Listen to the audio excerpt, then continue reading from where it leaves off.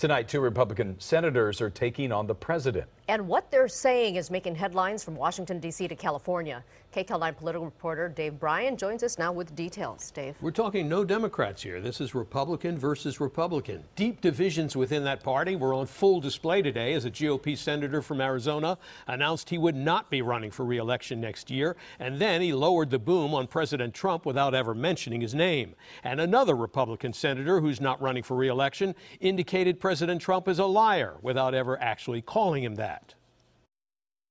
I have children and grandchildren to answer to, and so, Mr. President, I will not be complicit or silent. Senator Jeff Flake, a hardcore conservative representing Arizona, threw down the gauntlet to President Trump and his Republican colleagues in Congress, announcing that he will not be running for re-election next year and is now free to tell the truth as he sees it about President Trump and the impact he's having on the party and on our society. But we must never adjust to the present coarseness of our national dialogue with the tone set at the top.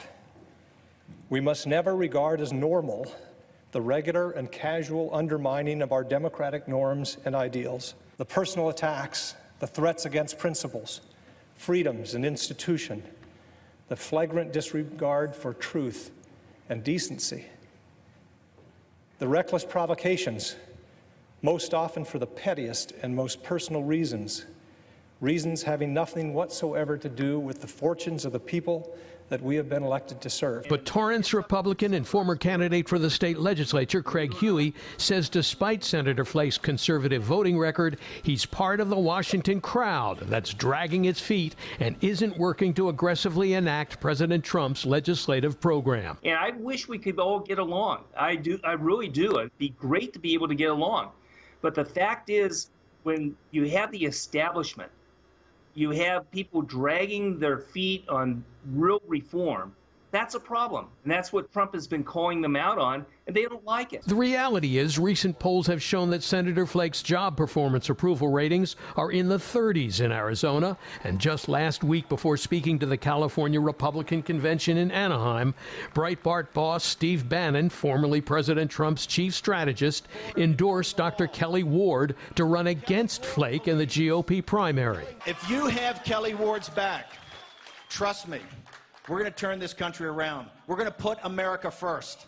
And in doing that, you're going to help Donald Trump make America great again. Dr. Kelli Ward. The Flake announcement comes on the same day another Republican senator, Bob Corker from Tennessee, told interviewers that President Trump should leave the details about tax reform up to Congress. Mr. Trump launched a Twitter attack on Corker, first tweeting that Corker, who couldn't get elected dog catcher in Tennessee, is now fighting tax cuts.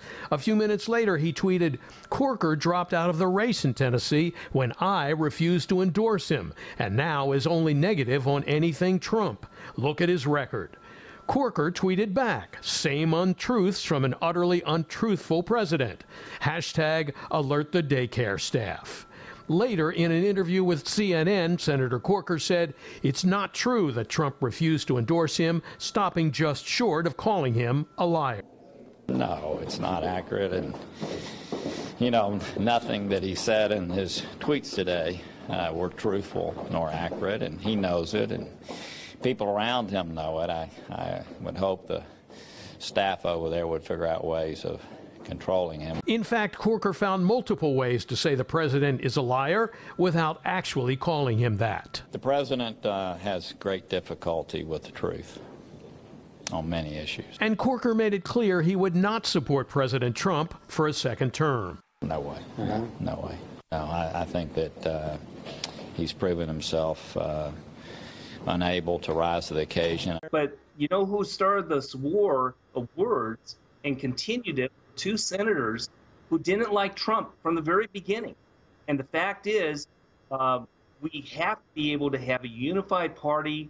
Trump is doing one thing right, and that is he's not letting people get away with dragging their feet and stopping the reform that's needed. Reckless, outrageous, and undignified behavior has become excused and countenanced as telling it like it is, when it is actually just reckless, outrageous, and undignified.